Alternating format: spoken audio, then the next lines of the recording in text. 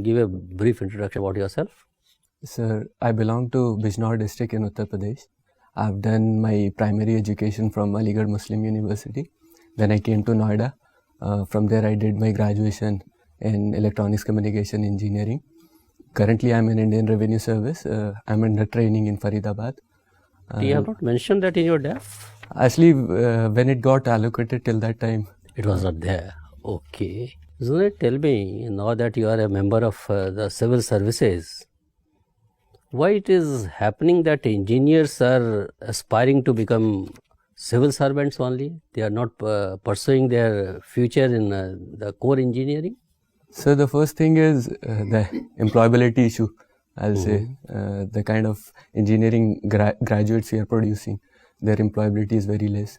Second thing is, as an engineer, we can help in the administration in a lot of ways. That's okay. That's a personal choice. But my concern is more of the engineers getting passed out from the universities, engineering colleges and prestigious engineering colleges, and still choosing to opt for the civil services. So apart from serving the country and all that, what is the real reason? Now that you are a member of the civil services, that is why I'm asking you this question. So the respect which is associated with the civil services, that attracts a lot of graduates, and engineering graduates are also, because of this, they are entering. And I'll say in the kind of exam civil services has turned into, it is in a way engineering graduates are able to come into this, the prelims paper which is there, the logical reasoning which is coming up, it is helping a lot of engineering graduates to clear this exam. But don't you think there is a perception about Indian bureaucracy that everything is not good with Indian bureaucracy? So what are the factors worrying Indian bureaucracy or Indian civil services? So first is the generalized nature of the people who are getting recruited. They're not from any specific background which is required. For example, Indian Foreign Service requires domain expertise in international relations and other things, but generalized recruitment is there. This is an issue. Then at the top level also expertise is needed, which is not coming up because of that lateral entry has been started by the government. And obviously the third is the corruption which is there in the bureaucracy. That is also one major issue. So in your opinion, how can India reform its civil services? One is the recruitment that is there. So what is your suggestion? Only specialists should be inducted for specialized posts? No sir, I'll not say specialist, but certain background is required. For example, if you're opting for Presently, Government of India is giving you a wide platform. Any graduate can write this examination and the best talent is selected. Yes sir. You want to further curtail that freedom and transform it into what? Sir, for example, I'm in Indian Revenue Service. So there is a lot of auditing, accounts and taxation related issues in IRS. It takes a lot of time for a general candidate to understand those things. But in our batch, certain CAs are there who can easily understand what is taxation is all about. So a background in that subject will help in getting these services and recruitment in a better way. That's what I'm telling you. This is what you personally feel, but that expertise is required in any service in the Government of India. Yes sir. Be it income tax, be it your civil accounts, be it even Indian police service or Indian administrative service. So how do you differentiate between the services? This is one area which you have experienced. Yes, sir. One we can categorize mainly, I will say, in three parts. One is the administration part, where Indian Administrative Service comes in. The other is the policing part, and the rest are the taxation matters. So in these three domains, if we divide the services and take people from that background, and we can ask them to opt for either of the three. So there we can get expertise. What is your personal opinion on the age eligibility for writing the examinations? Sir, I think the current age is 32 years and 35 years. It's very high. It should be reduced, because first thing is that a person who is getting recruited at that age if a person is preparing and is not getting recruited, he has no other option left for any other job. Second thing is, till that time, 27, 28, 29, the mindset and the principles of a person gets established, and it's very difficult to mold that person according to the requirements of administration. So if we are recruiting a person at a very young age, we can mold them according to the needs of administration. So in this way, a reduction in age will So help. in your opinion, Government of India has been acting more on populist policies than the real needs of the bureaucracy?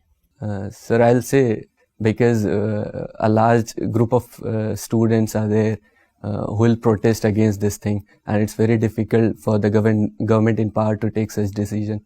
But the committee which was constituted to look into the reforms of civil services, it recommended that gradual reduction in age should be there, and it should be brought down to 26. That is the ideal age. Okay, thank you. Zunaid, what is the contribution of Arab geographers in the development of this discipline? So, the classical period, if we talk about geography, the navigation part, it was mostly done by the Arab geographers. They were traders, and they circumnavigated the whole world and found out routes connecting to different cities.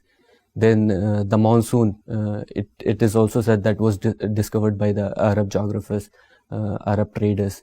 The trade winds which were there, they used to trade according to those trade winds, and monsoon was discovered. And this cartography, map making, was also a major domain where Arab geographers worked upon. Al-Balakhi, Al-Masudi, these are some famous. But most of the credits are claimed by European thinkers. Isn't it a kind of misappropriation of knowledge and claim? Sir, I think the recording of the incidents, they were done in a better way by the European geographers. So because of that, they claim that most of the things were discovered by them. But now, in the postmodern geography, when we are studying, the credit is being given to all the people who contributed to this domain, sir. In different parts of the world, in different languages, people talk about Qiyamah, Apocalypse, Pralay, Mahapralay. Were they referring to a major climate change phenomenon? I think, sir, yes, because in the movies, in the culture which we talk about, the issue of sea level rise and the submergence of island and countries, climate change is a major reason. Climate change will be a major reason for it. So that's what I don't want to go into. So can we say that climate change is can be blamed only on industrialization and rising population and pollution?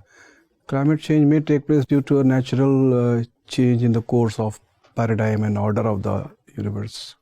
Yes, sir. If we read geography, we can say climate change is a natural phenomena. It has happened in the past. Like ice ages are there when the temperature got reduced, and after that a warm phase was there. And it is said that we are in the transitionary period of ice age. But the pace at which it is happening now, that is a major concern for us.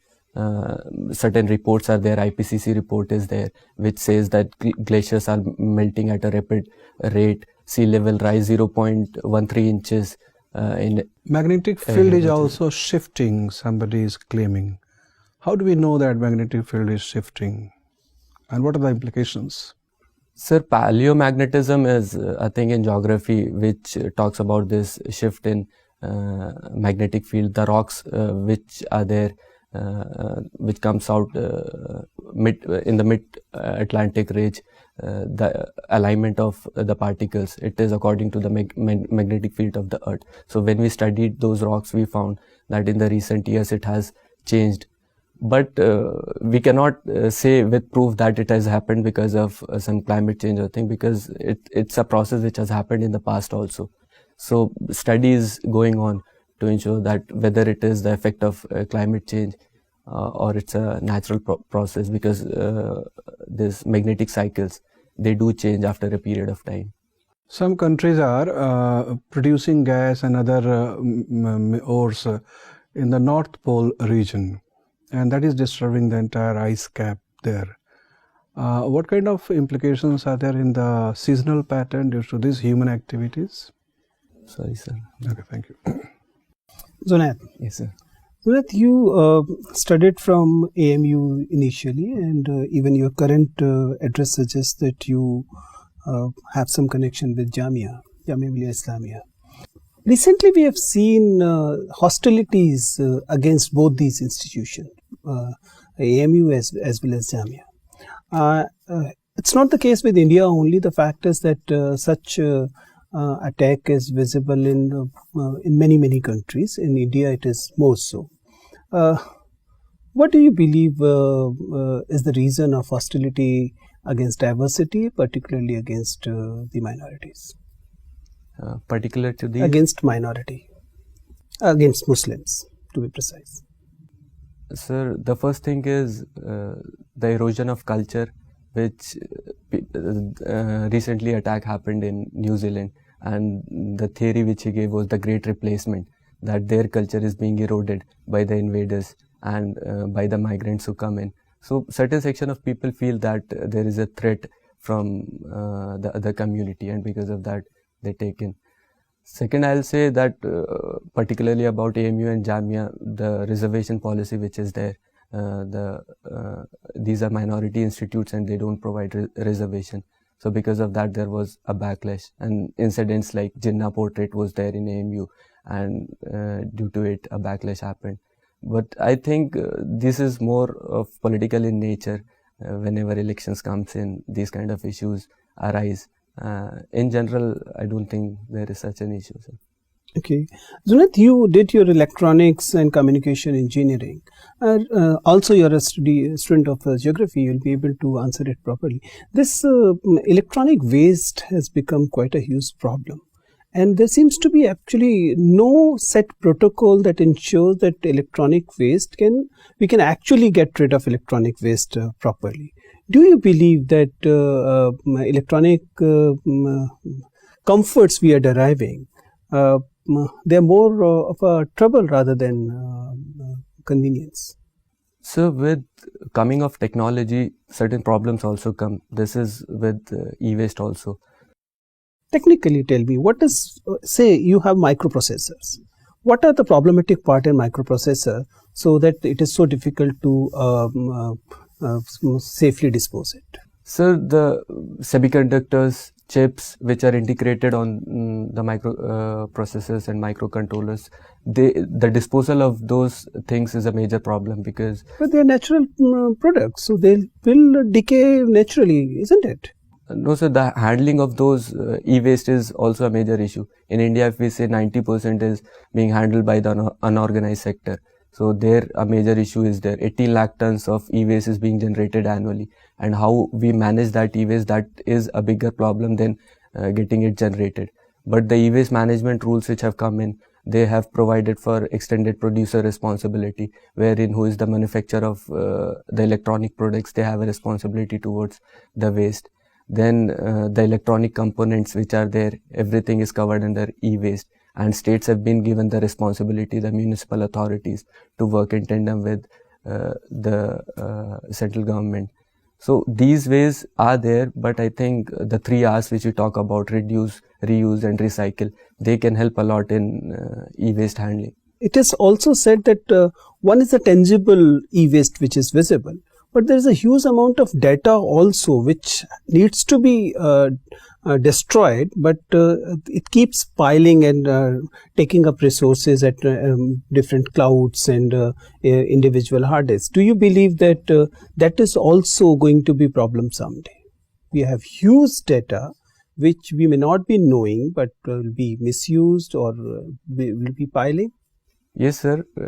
It is being said that data is the new oil of 21st century, and we have seen instances where this data is being misused. In Facebook, it says that it can influence the elections of 60 countries.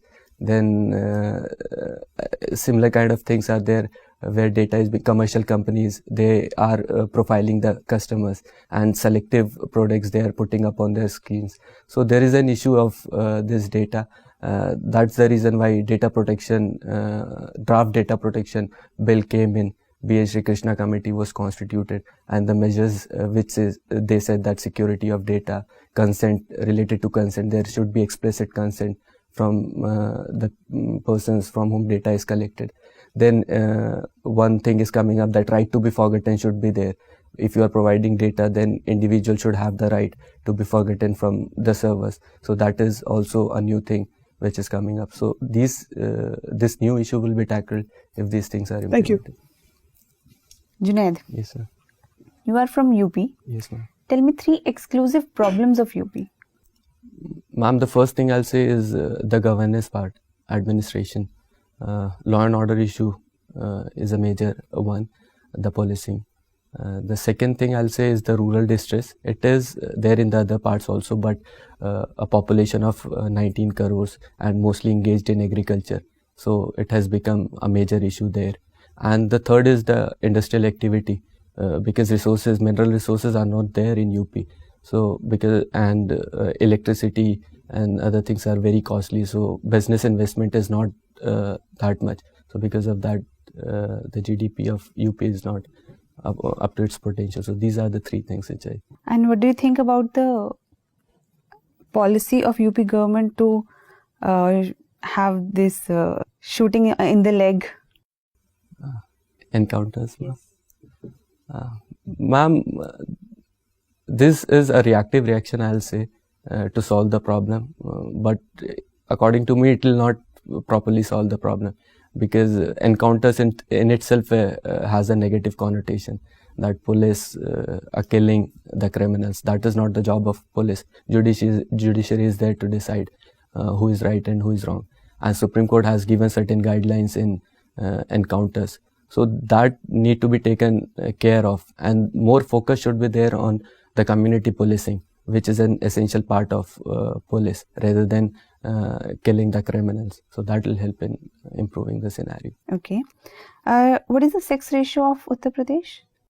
919 919. per 1,000 men, 919 India. girls per 1,000. It's of complete India or UP? 940 is of India, 940 women per 1,000 men. In UP is 919 as far as I remember. Okay. And what about in Muslim community? Sorry, ma'am. You're not aware? Okay. Do you think that India is becoming intolerant? No, ma'am, I'll not say intolerant. I'll say because of the huge diversity and pluralism which is there in India, there is always a conflict of ideas. We can see from history to medieval to the present times. So these ideas, when they are in conflict, they show up as if there is some kind of intolerance. But this is the richness of India, that conflicting ideas are there. And I read one quote that in India it is never about the choice between chaos and stability. It is always about manageable and unmanageable chaos. So our chaos is very much manageable. Okay. So you, as an electronics engineer, tell me, what are the effects of solar flares on communication gadgets? So, ma'am, the telecommunication system which is there, the solar flares, they affect this system. The navigation satellites which are there, this get impacted, and also the animals. Their navigation. Why does it affect? The frequencies on which they work upon, they get they get affected because of the solar flares. Okay. That's what. What books do you read? Non-fiction I've written recently. Tell me some names of some books. Ma'am, recently I read Men's Search for Meaning in Life. It was about a doctor who was in the Nazi camp and how he survived that camp and how he helped the people there. Viktor Frankl. Then Money and Muscle Power in Indian Politics. It was written by Milan Vaishnav. Okay. It was about how crime is paying up in Indian politics. Then I also read this Professor Kancha Elaya's few books created controversy in Delhi University. Why I'm Not a Hindu, Buffalo Nationalism. So the Dalit literature, he gave a very good perspective. So I completed those books. Okay. Thank you, Junaid. Junaid, what is the meaning of your name? Sir, it means a soldier or a warrior. And what is the meaning of Mujahideen? Mujahid is a person who fight for the religious cause. It's also a soldier. But Junaid particularly is the soldier. He has to fight the evils which is within himself. That's what Junaid means. That And what is the meaning of Jihad? Jihad is fighting for the right cause. And in the general parlance, this term has got a bad name, because jihad particularly is about this thing only. The bad things which are there within you, you have to fight with them. And then the other part is there, that if something wrong is there happening, you have to stand against that also. Recently, there has also been some controversy about the spelling of the word Ramzan, and nowadays it is being written as Ramadan. So what is the difference, and why is it, which is the correct pronunciation? Sir, it is about the Saudi influence, because of which this word is being changed into Ramadan. Indian Muslims, they have a very different culture which has evolved here in India only. But now when influence of Wahhabism and Saudian influence is coming up, because of that these small things are coming up. It is about the pronunciation, how we pronounce these words. There they say it Ramadan and we call it Ramadan. And Ramzan also has some Persian influence? Sorry sir. I know. Okay. Tell me, like, in a democracy, it is said that it is a rule of the majority. But it is also said that democracy also means respecting the minority rights. So if one has to choose between the two, what will you choose? Sir, I'll say it's not a binary that what we have to choose. If we see our constitution, the fundamental rights which are given, they give rights to every individual, every section of society. Minorities, Article 26 to 31 is there so that certain rights of them could be protected. And along with that, the rights for every individual is there from Article 14 to 23, 24. So we cannot say that what can be selected in between two. Both of them are equally important. It is said that intolerance is rising in India. So do you think we should have tolerance for intolerance or intolerance for intolerance? I'll say there should be acceptance. Intolerance happens when one idea is not being accepted by the other person, or because of the ignorance of the other person. I think there should be a platform wherein these ideas should be brought in and let people decide what is the right thing. If there is no communication between the communities, there is no platform to say what they really feel about the other community or the person, that creates problem.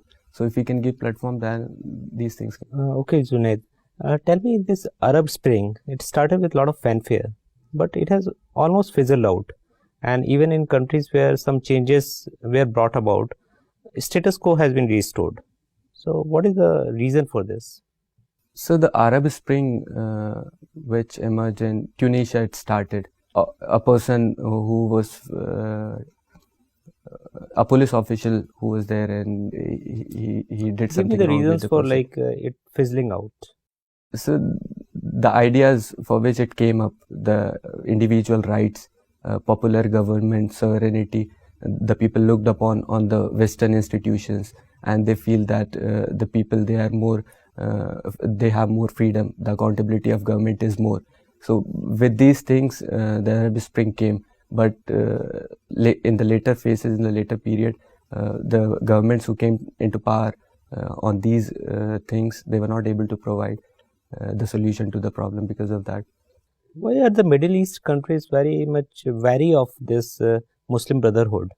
Sir, Muslim Brotherhood, they feel that most of the countries are moving towards moderate Islam. If we talk about Saudi Arabia, the prince, he is saying that we want a moderate Islam and liberalism in their country. But Muslim Brotherhood, they are more of an orthodox institution, and they feel that the past glory which was there of the Muslim world, that need to be restored.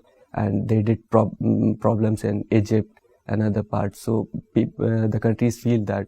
So if one has to make a choice between the monarchical setup of Saudi Arabia and this Muslim Brotherhood, which is the better option, or both options are not good? Sir, in the current times, if I'll say, both have certain problems. But in the current system, if I say how the prince is working upon in the government, he's trying to make it more liberal, more accountable to the people. Can we say that the prince is a champion of human rights? No, not at all, sir. Recently, he was involved in a controversy of killing of Jamal Khashoggi, and the journalists, they are not given freedom there. But he's working upon certain things like women rights. Women are allowed to drive there, and those small changes are coming up. But we cannot say that he's a champion of human rights. Thank you. Sir. Junaid, you must have heard of terrorist attacks on mosques in Christchurch, New Zealand. Yes, sir. The prevailing situation, world situation, with all kinds of hatred, jingoism, where do you see this world after 10 years? Sir, it's a cycle, I'll say. The globalization, it unleashed a wave of migration. Borders were open and people moved into different parts. And a backlash came in where the original communities, they felt some problematic thing is there with these migrants. But for things to come up, there should be like a discussion or debate on these things. Now people are debating at least these things, that what is wrong happening, whether migrants are good or not. These things are coming up. So I don't think that in 10 years the world will be in a bad phase. These things will get solved and they'll get fizzled, and we will be better placed than what we are today. You are quite optimistic about the future of Yes, the sir. world. Okay, thank you very much, Junaid. Your interview is over. You may go now.